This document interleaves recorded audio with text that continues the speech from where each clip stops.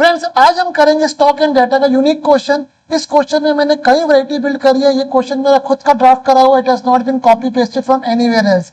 हमने अपने previous video में समझा था कि स्टॉक एंड डाटा मेथड में ब्रांच की अकाउंटिंग कैसे करते हैं। Now let's start the question.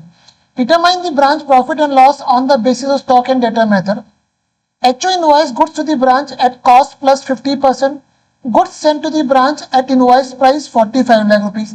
इसका मतलब अगर मेरी कॉस्ट 100 रुपीज है तो फ्रेंड्स मेरा मार्जिन कितना हो गया, 50 रुपीज हो गया।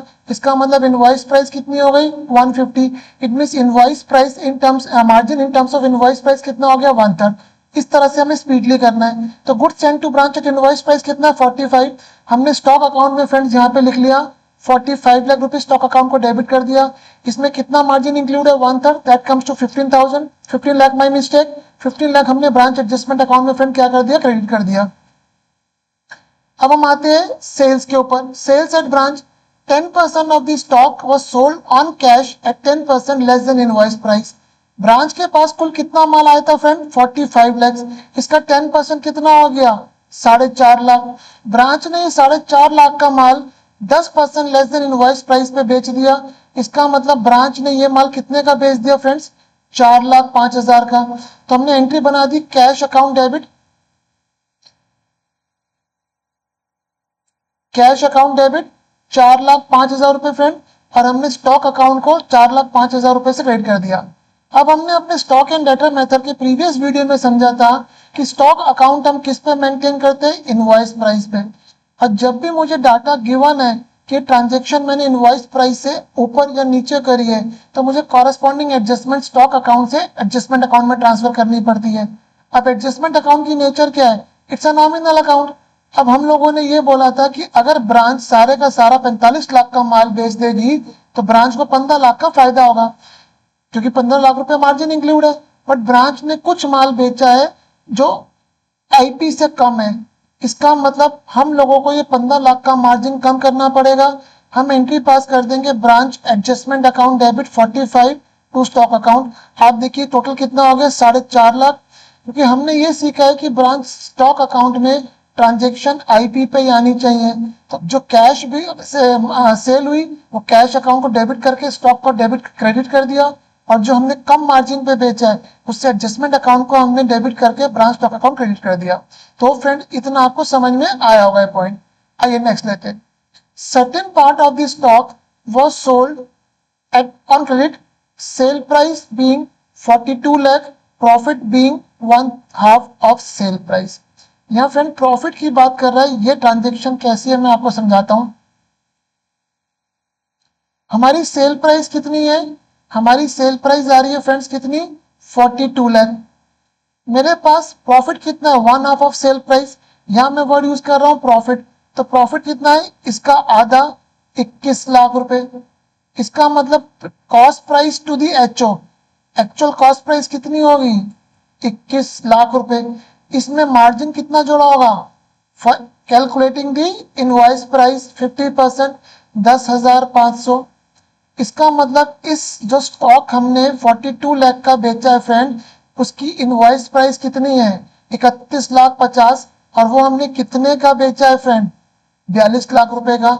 तो ये चीज मैंने आपको डायरेक्टली ना देखे कि हमने कितना इनवॉइस प्राइस से ऊपर बेचा है, मैंने दूसरे वे में आपको दिया। यहाँ पे आपको वर्कआउट करना है कि हमने कितना माल आईपी से ऊपर बेचा है। तो सेल हमने क्रेडिट पे करी है। आइए फ्रेंड इसकी एंट्री समझते हैं।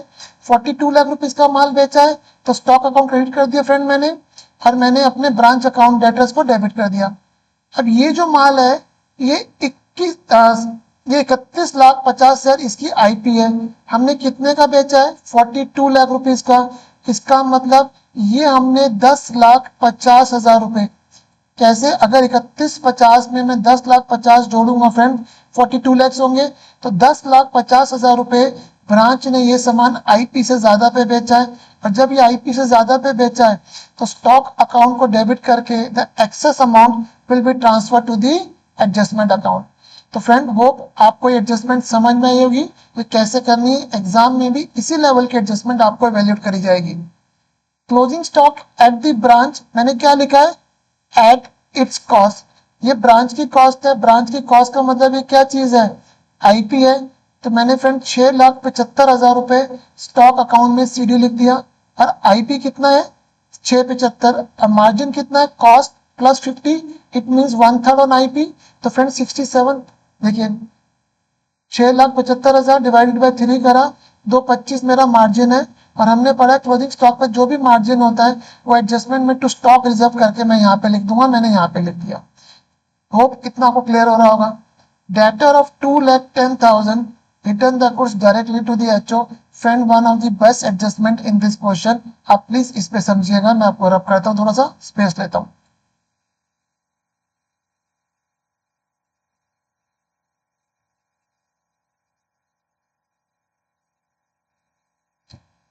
$2,10,000 के डेटर्स ने माल वापस कर दिया।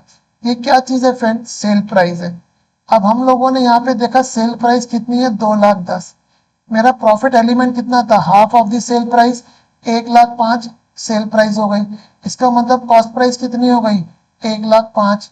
इस पे मार्जिन कितना जोड़ दूं 50%। फ्रेंड मैं निकाल लेता हूँ, 1,05,000 डिवाइड बाई 2, इसका मतलब इसका मार्जिन कितना हो गया 52 लाख। इसका मतलब इसकी 1,57,500 इसकी क्या आ रहा है आईपी प्राइस। यहाँ डेटर्स ने स्टॉक रिटर्न करा डायरेक्टली टू दी एचओ। अब हम इसको दो पार्ट में शो करेंगे। हम इसको पहले कैसे शो करेंगे कि डेटर्स ने ये माल ब्रांच को दिया है और ब्रांच ने दोबारा से माल एचओ को रिवर्ट करा है। अब 2,10,000 की सेल रिटर्न हो गई, इसकी एंट्री बनी stock account debit friend to debtors, ये हमने क्रेडिट कर दिए।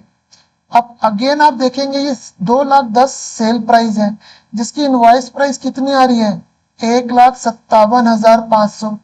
अब 1,57,500 और 2,10 का अगर हम डिफरेंस निकालें, this is amount in excess of IP, कितना आ गया 52,500। जब ये सेल रिटर्न हुई है तो हम क्या करेंगे, जब हमने माल बेचा था तो हमको प्रॉफिट हुआ था, वो प्रॉफिट हमने स्टॉक से एडजस्टमेंट में ट्रांसफर करा था।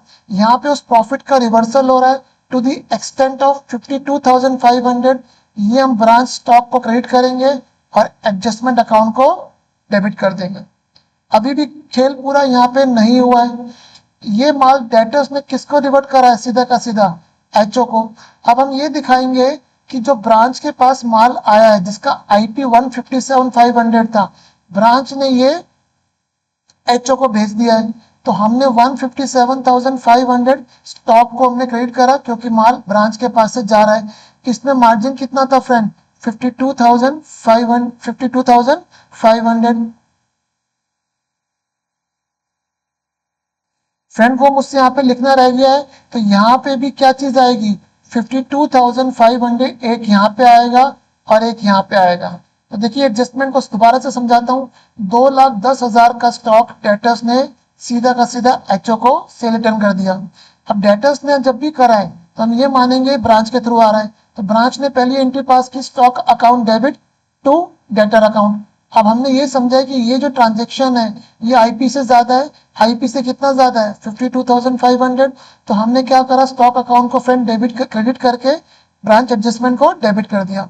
अब जब ब्रांच ने ये माल एचओ को दोबारा से रिवर्ट कर दिया, वापस भेज दिया, तो जीएसटी भी ये आईपी प्राइस था, ये हमने यहाँ पे लिख दिया। अब इसके अंदर मार्जिन कितना इंक्लूड है फ्रेंड 52,500।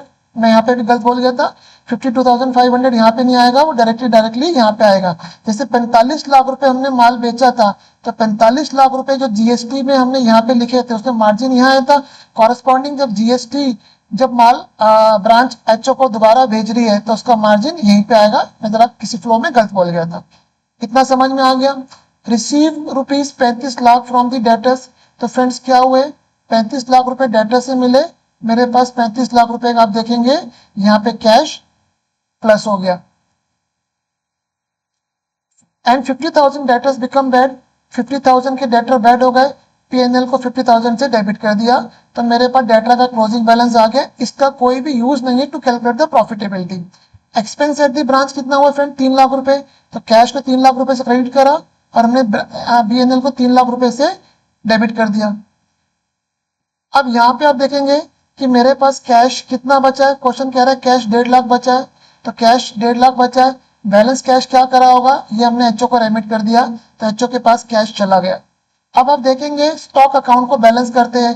देखिए इन तीनों आइटम पे टिक लग गए, कैश पे, ब्रांच एडजस्टमेंट पे, डेटर पे, ब्रांच एडजस्टमेंट पे, जीएसटी सब पे टिक लग गए।